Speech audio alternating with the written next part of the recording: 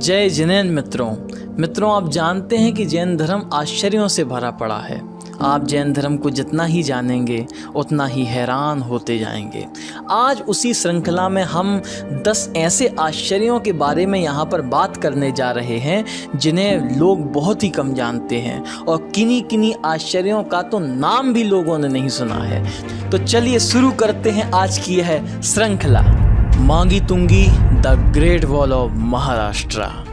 मित्रों, आपने चीन की दीवार का नाम तो सुना ही होगा, लेकिन क्या आप जानते हैं महाराष्ट्र में भी एक जैन सिद्ध क्षेत्र है जिसे ग्रेट वॉल ऑफ महाराष्ट्र भी कहा जाता है। यह है नासिक से 150 किलोमीटर की दूरी पर स्थित मांगी तुंगी जैन तीर्थ क्षेत्र। प्रथम तीर्थंकर भगवान आदिनाथ की 108 फीट की प्रतिमा यहाँ पर विराजमान है, जो इसी पहाड़ी के पत्थर को तराश कर बनी है। दरअसल यहाँ पर 2 पहाड़ियाँ हैं, एक मांगी एक तुंगी। पर्वत पर कुल 9 मंदिर हैं। पूरे भारत के आराध्य देव मर्यादा पुरुषोत्तम रामचंद्र जी को जैन शास्त्रों के अनुसार यहीं से मोक्ष प्राप्त हुआ था। यही वह जगह है जहाँ पर जैन शास्त्र अनुसार हनुमान, सुग्रीव, सुडील, गव, गवाक्य, नील, महानील और 99 करोड़ मुनिराजों ने मांगी तुंगी से मोक्ष प्राप्त किया। इसी कारण इसे दक्षिण भारत का सम्य शिखर भी कहते हैं। चोटी तक पहुंचने में 3500 सीढ़ियां चढ़नी पड़ती है। पहाड़ियों पर 2000 साल पुरानी मूर्तियां आपको यहां पर खुद ही मिल जाएंगी। यात्रा इतनी ऊंचाई तक जाती है कि पहाड़ों से अद्भुत दृश्य देखने को मिलता है। वारंगा केरे बसदी, चारों तरफ फैला पानी और बीचों बीच एक 800 साल पुराना जिनालय। स्थान वारंग, कर्नाटका। मित्रों, वैसे दक्षिण भारत की संस्कृति जैन धर्म के आश्चर्यों से भरी पड़ी है, लेकिन जब आप वारंगा में झील के बीचों बीच स्थित केरे बसदी यानी लेक टेम्पल को देखते हैं तो मुंह से अचानक निकल ही पड़ता है OMG।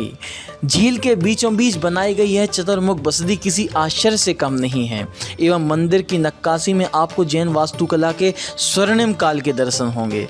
लेक टेम्पल, जिसे कन्नड़ में केरे बसदी भी कहा जाता है, 12वीं सदी में बना एक जैन मंदिर है जो झील के बीचों बीच स्थित होने के कारण अद्वितीय माना जाता है।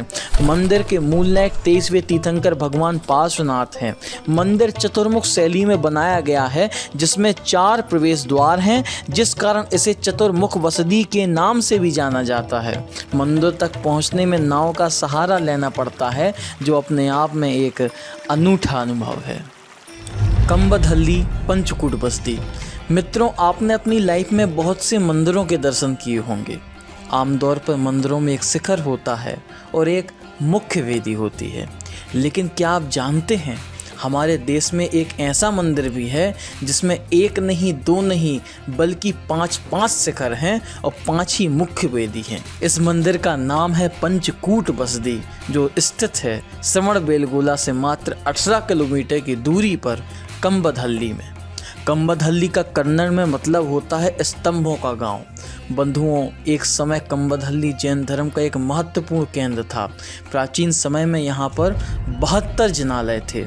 पंचकूट बसदी द्रविड़ आर्किटेक्चर का बेजोड़ नमूना है। गंग वंश के शासनकाल के दौरान बनाया गया है यह मंदिर भगवान आदिनाथ को समर्पित है, जिसमें भगवान महावीर की भी एक बड़ी मनोरम प्रतिमा विराजमान है।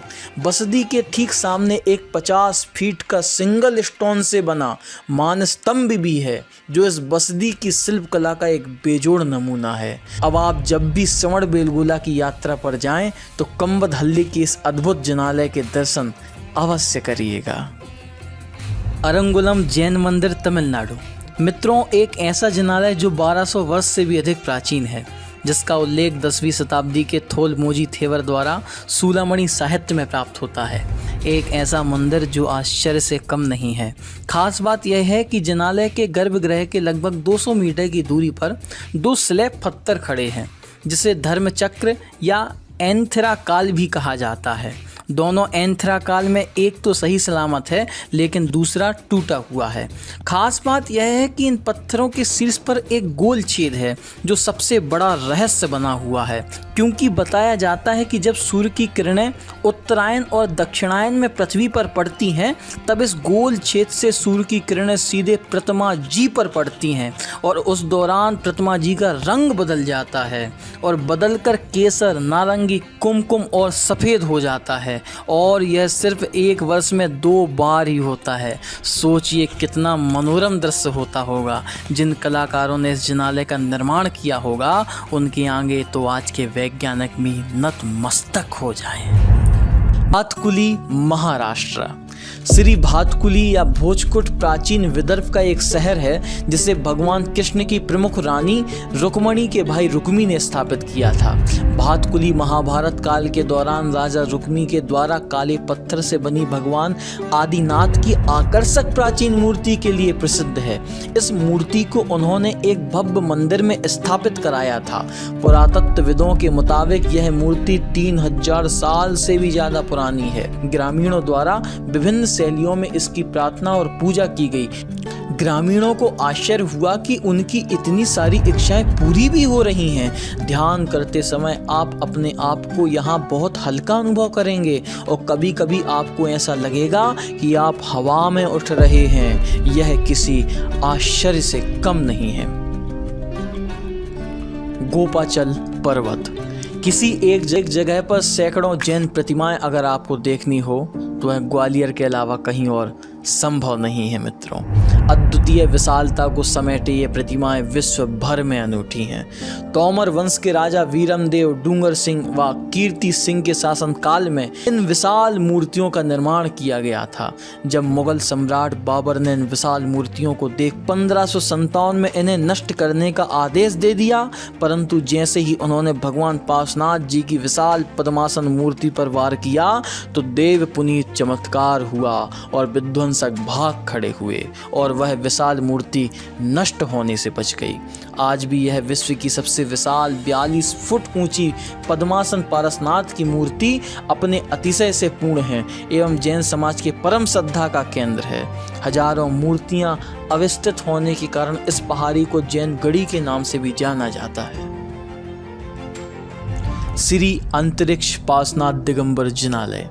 मित्रों, भगवान पारसनाथ जैन धर्म के 23वें तीर्थंकर हैं एवं भारतवर्ष में सर्वाधिक प्रतिमाएं भगवान पार्श्वनाथ की ही पूजी जा रही हैं। भगवान पार्श्वनाथ को समर्पित एक ऐसी ही अनूठी प्रतिमा सिरपुर में है जो जिला वासिम में पड़ता है। यह प्रतिमा 1 अंगुल हवा में है, अर्थात प्रतिमा जी का जमीन या वेदी से कोई स्पर्श नहीं है। इस अद्भुत आश्चर्य के सामने विज्ञान भी आज नतमस्तक है। वर्तमान में सिरपुर गांव में 3 दिगंबर जैन मंदिर हैं। अतिशय क्षेत्र श्री अंतरिक्ष पार्श्वनाथ बस्ती मंदिर, पावली दिगंबरी मंदिर, चिंतामणि पार्श्वनाथ दिगंबरी मंदिर। अंतरिक्ष पार्श्वनाथ की मुख्य मूर्ति काले पत्थर से बनी हुई है। यह मूर्ति कला का एक बेहतरीन नमूना प्रतीत होती है। मूड़बद्री 1000 पिलर्स ऑफ टेम्पल।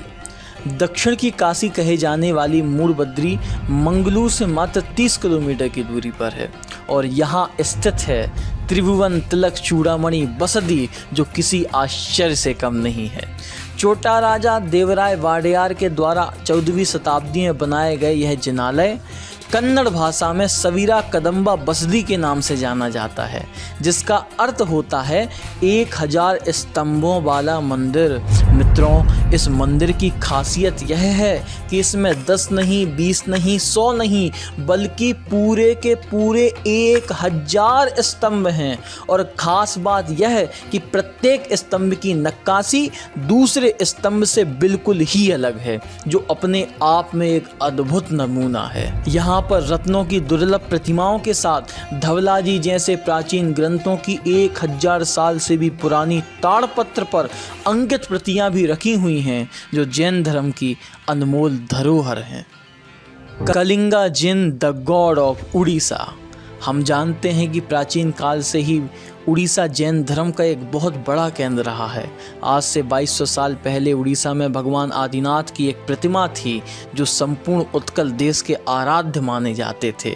उड़ीसा के लोग उन्हें कलिंग जिन के नाम से पुकारते थे, जिसका मतलब होता था उड़ीसा के भगवान।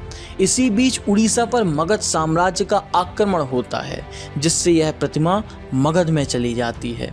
पुनः 200 साल बाद उड़ीसा के परम प्रतापी सम्राट खारवेल मगध पर आक्रमण करके यह प्रतिमा फिर से कलिंग देश में उदयगिरी की पहाड़ी पर प्रतिष्ठित कराते हैं। आज भी उड़ीसा की राजधानी भुवनेश्वर के रेलवे स्टेशन पर कलिंग जिन की मूर्ति का छाया चित्र लगा हुआ है, जो कलिंग जिन के प्रति उत्कल वासियों की आस्था को दर्शाता है। गोमटेश्वर बाहुबली श्रवण बेलगोला।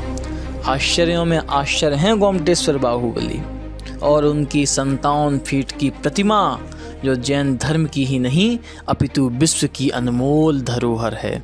भारतीय मूर्ति कला का बेजोड़ उदाहरण है श्रवण बेलगोल की विंध्यगिरी पहाड़ी पर स्थित 981 सन में गंगवंश के काल में बनाई गई यह प्रतिमा।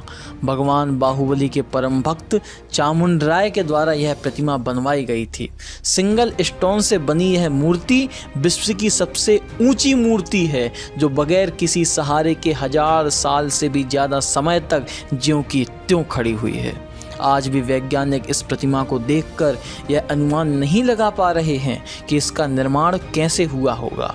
क्या प्रतिमा जी को ऊपर से नीचे की ओर तराशा गया होगा या नीचे से ऊपर की ओर।